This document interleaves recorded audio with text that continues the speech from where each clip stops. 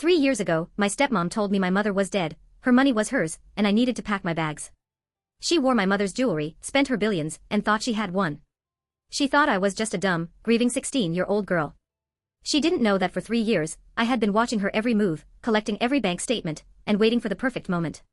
And tonight, in front of 500 of their billionaire friends and shareholders, I'm going to destroy her life. My name is Chloe, and I'm 16 years old. In the late autumn when I was 13, I lost the only light in my life, my mother, Isabella. To this day, I can still clearly remember the afternoon that changed my life forever. The sun streamed through the living room's floor-to-ceiling windows, casting a warm glow on my mother's curly blonde hair. She was standing by the counter, baking my favorite chocolate chip cookies, and the air was filled with the sweet aroma of butter and cocoa. She turned to smile at me, her eyes as gentle as spring water, but there was an undeniable tiredness between her brows. "Chloe, you can eat the cookies when they cool down. Mom has a bit of a headache and needs to rest for a while." At that time, I was too busy cheering to notice the weakness in her voice or the trembling of her fingers as she pressed her temples. I thought it was just ordinary fatigue, that she would be fine after a good night's sleep, that we would have countless more warm afternoons like this, that she would watch me graduate from high school, go to college, put on a wedding dress, and walk with me through every important moment of my life. But I never imagined that those words, "I need to rest for a while," would be our final goodbye. My mother's headaches became more frequent and severe. After going to the hospital for an examination, we received a devastating diagnosis, melanoma, advanced stage. The cancer cells had spread rapidly throughout her body, and the doctor said she had at most 3 months left. At that moment, my world collapsed completely. I watched my father, Thomas, pretend to be calm as he talked to the doctor, and my mother force a smile to comfort me. "Don't be afraid, Mom will be okay." But I could clearly see the despair in their eyes. In the days that followed, the atmosphere at home was so heavy it was hard to breathe. Every day, my mother endured the pain of chemotherapy. Her hair fell out in clumps, her once rosy cheeks became pale and gaunt, and her once bright eyes gradually lost their luster. But she never complained about the pain. Every time she saw me, she would try her best to smile, tell me stories from the past, and urge me to take good care of myself, to be strong, to be brave. My father traveled back and forth between the company and the hospital every day, his eyes bloodshot and his face full of exhaustion.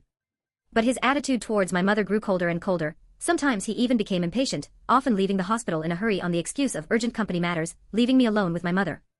I didn't understand then why my father, who had once been so loving and gentle, would become so indifferent when my mother needed him most. I thought he was just overwhelmed by the pressure of life and my mother's illness, that he didn't know how to face all of this. I even comforted myself that everything would go back to normal once my mother got better. But I was wrong, terribly wrong. 3 months later, on a drizzling morning, my mother passed away quietly in my arms. Before she left, she held my hand tightly, her eyes filled with reluctance and concern. Her lips moved as if she wanted to say something, but she couldn't make a sound. She only left a single hot tear, which fell on the back of my hand and into my heart, becoming an indelible pain for the rest of my life. My mother's funeral was simple, with only a few close relatives and her old colleagues coming to pay their respects. I wore an ill-fitting black dress that my father had bought in a hurry, the tag still attached. I stood in front of my mother's tombstone, holding a bouquet of her favorite white lilies, and tears streamed down my face like broken beads. My mind was filled with images of my mother, all the little moments we had shared together. I thought my father would be as sad as I was, but he just stood there expressionless, not even shedding a single tear. He only raised his hand occasionally to adjust his tie, his eyes empty as if he was thinking about something else. 3 months after my mother's death, my father brought a woman home. Her name was Sophia, a colleague of his from the investment firm who worked in client relations. She had long, shiny black hair, delicate makeup, and a perfect figure. She always wore expensive designer suits, sprayed strong perfume, and every move she made exuded arrogance and hypocrisy. Her smile was forced, and there was an imperceptible greed in her eyes. When she saw me, she walked over pretending to be kind, wanting to touch my head, but I instinctively pulled away. I could feel it, I didn't like this woman, not from the first moment I saw her. "Chloe, this is Sophia. She will live with us from now on. You must be obedient and respect her, just like you respect your mother." My father's tone was flat, even with an undeniable order, without the slightest hint of guilt, and he didn't consider my feelings at all. I looked at him, then at Sophia beside him, and suddenly felt that the man in front of me was completely unfamiliar. He was no longer the father who used to hold me in his arms, tell me stories, and be extremely gentle to me. Sophia was not the least bit polite. The next day, she began to take over the house. She put away all of my mother's photos and replaced them with her own portraits, hanging them on the living room walls. She threw away my mother's favorite tea set, and replaced it with the expensive porcelain she had brought. She cleared all of my mother's clothes and shoes out of the closet, stuffed them into the basement, and filled the entire closet with her own designer clothes and high heels. She even pulled out all the flowers and plants my mother had planted in the yard and laid artificial turf, saying those flowers and plants were too tacky and ruined the beauty. I watched her destroy everything my mother had left, watched her act recklessly in the place where my mother had once lived, and my heart ached like it was being cut by a knife. I wanted to resist, to shout at her and tell her that this was my mother's house, and she had no right to do this. I wanted to question my father why he treated my mother like this, why he forgot her so quickly, why he let a stranger occupy everything that belonged to my mother. But every time the words came to my lips, they were interrupted by my father's stern gaze. Chloe, stop being naughty. Sophia is doing this for the good of the family. You need to learn to accept her. At that moment, I knew that I had lost not only my mother, but also the father who had once loved me. From that day on, I hid all my sorrow and anger in my heart.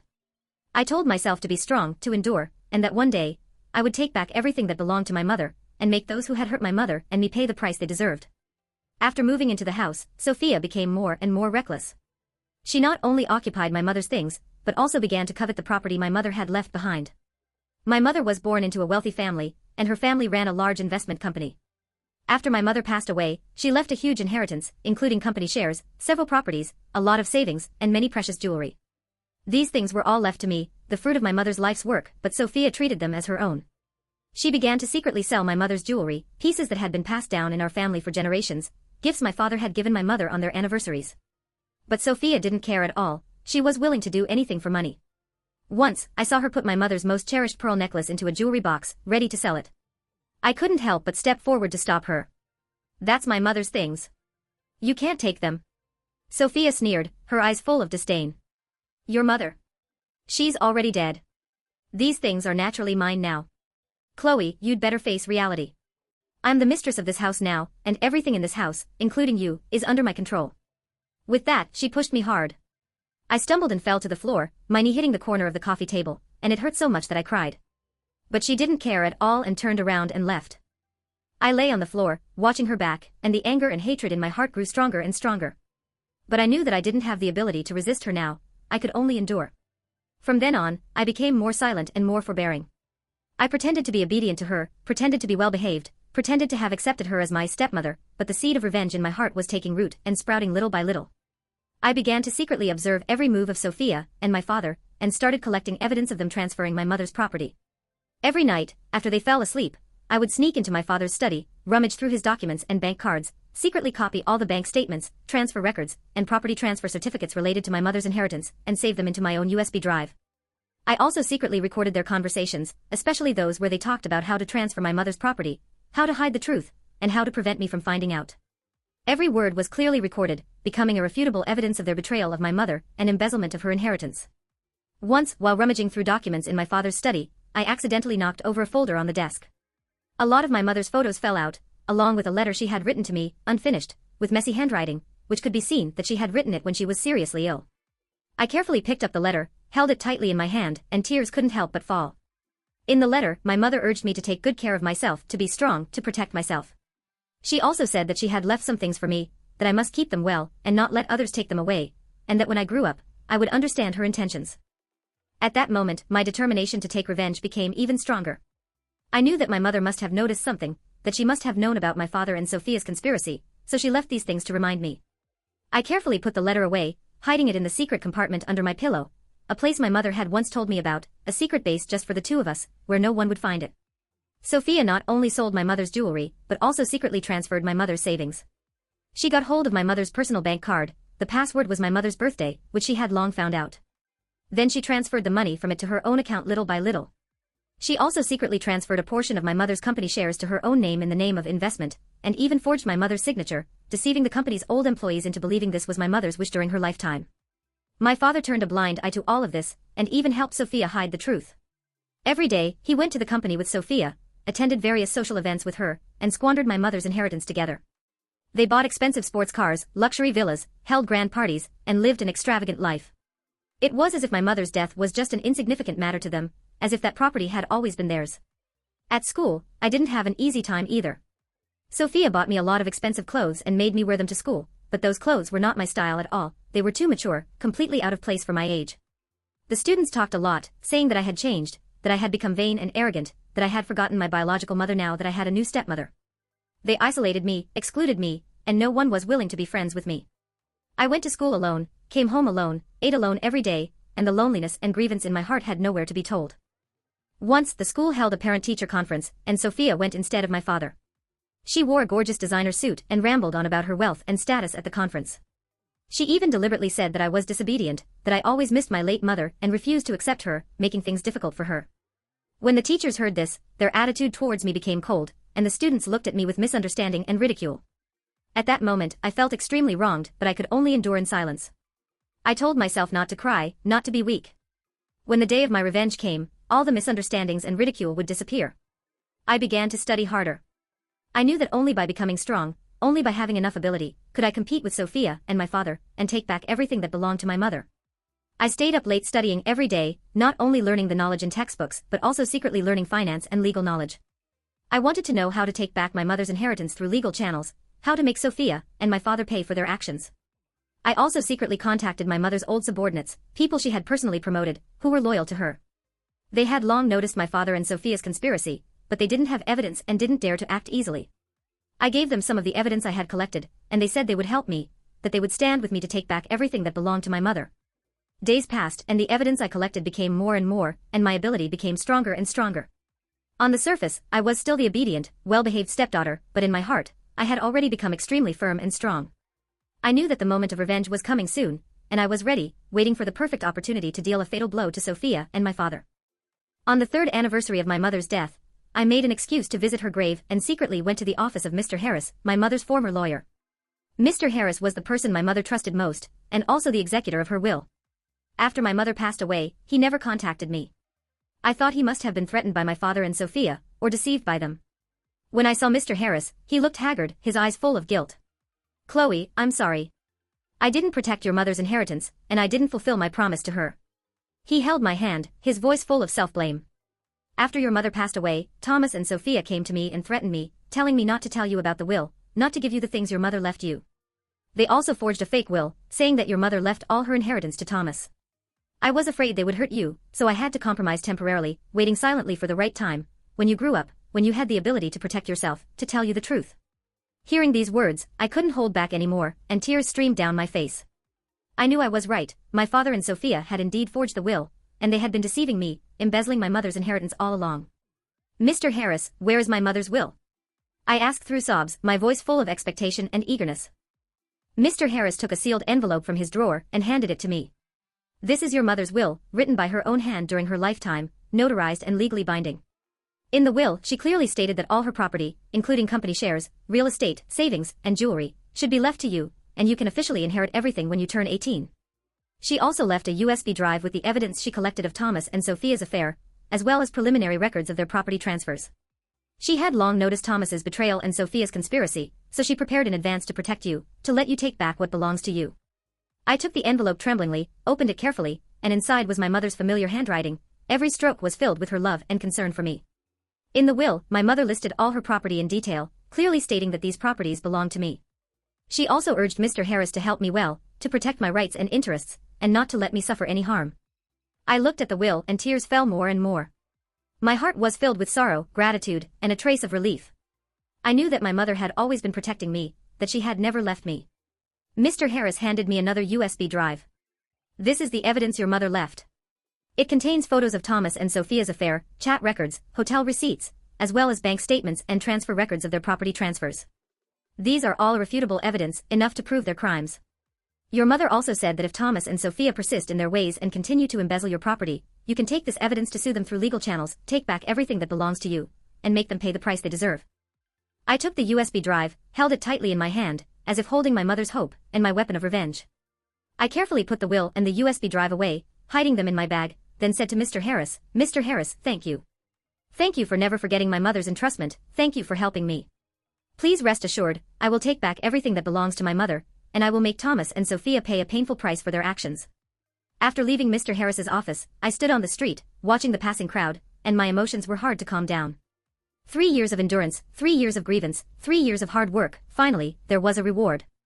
I finally knew the truth, finally got the evidence, finally could avenge my mother, and finally could take back everything that belonged to me. I looked up at the sky, as if I saw my mother's smile. She was watching me from above, cheering for me, being proud of me. I took out my phone and called my mother's old subordinates, telling them that I had obtained my mother's will and all the evidence, telling them that the moment of revenge had come.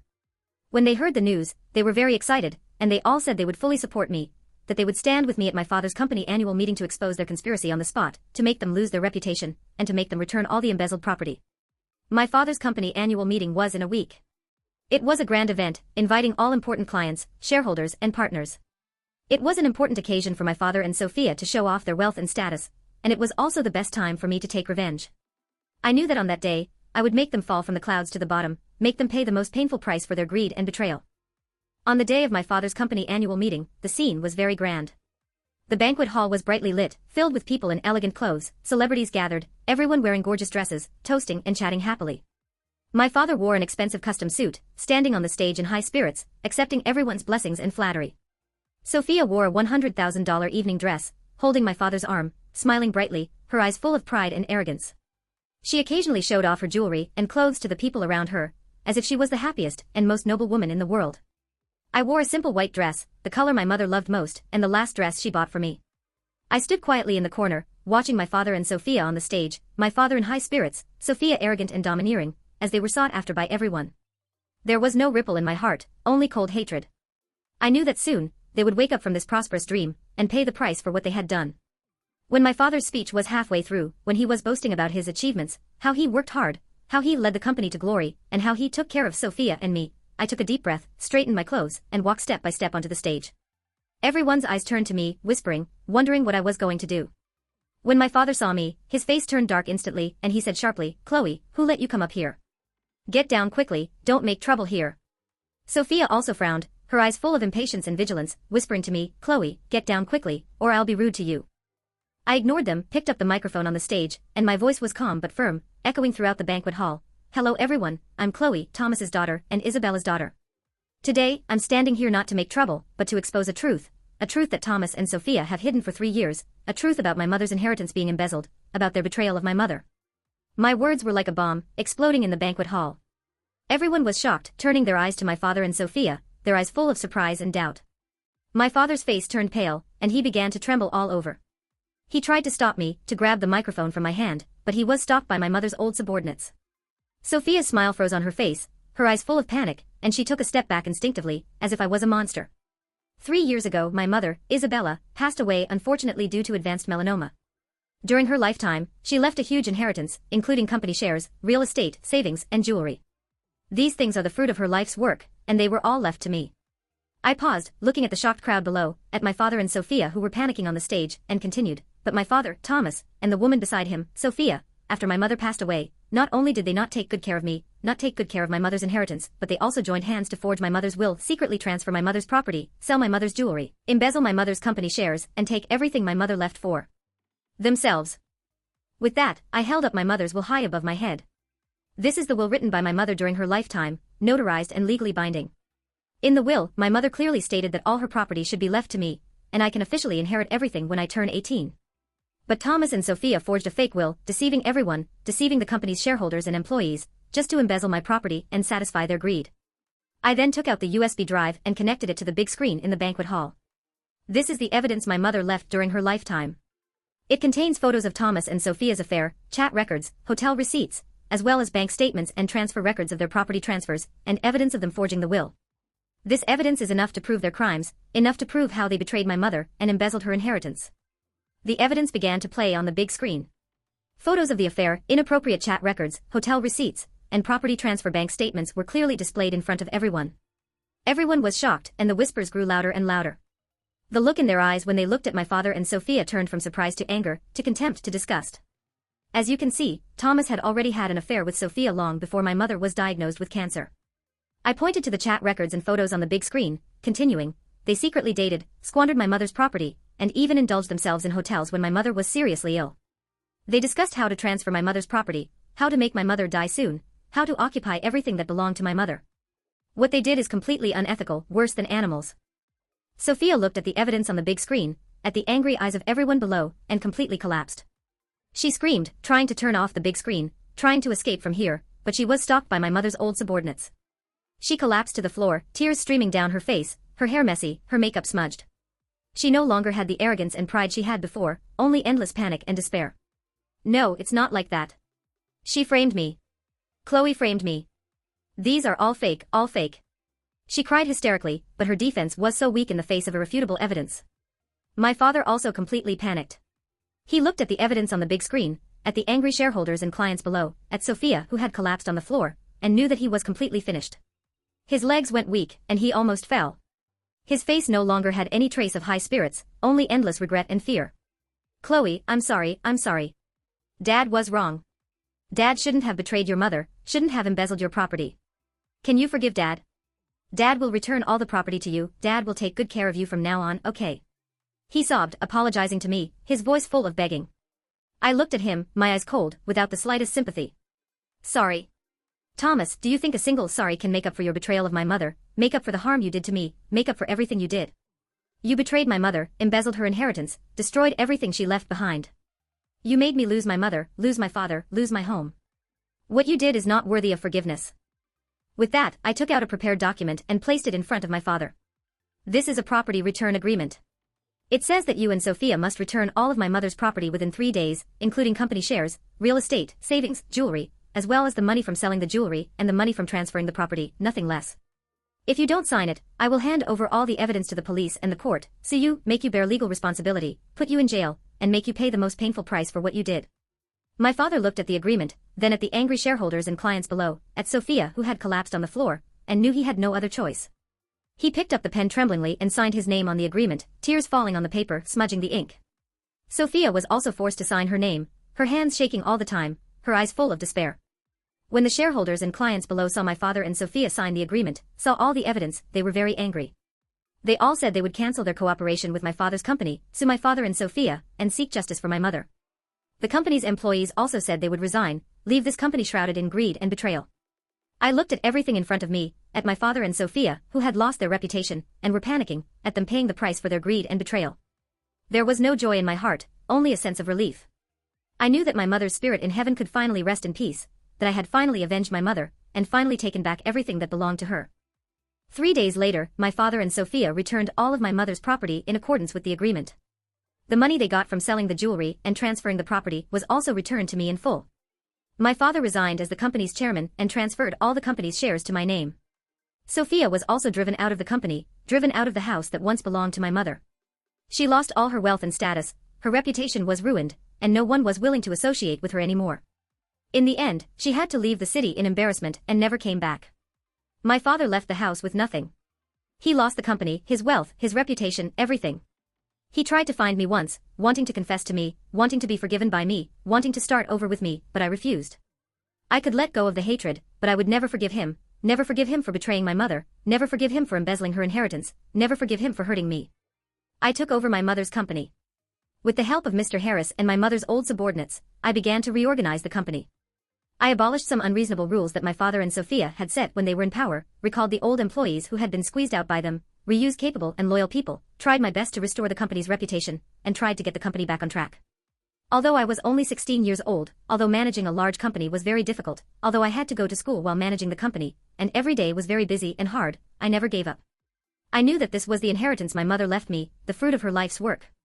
I must take good care of it, must run it better, and live up to my mother's expectations. I hung my mother's photos back on the walls of the house, brought back my mother's tea set, clothes, and shoes, placed them carefully, and replanted the flowers and plants my mother had planted in the yard, making the house full of my mother's presence again.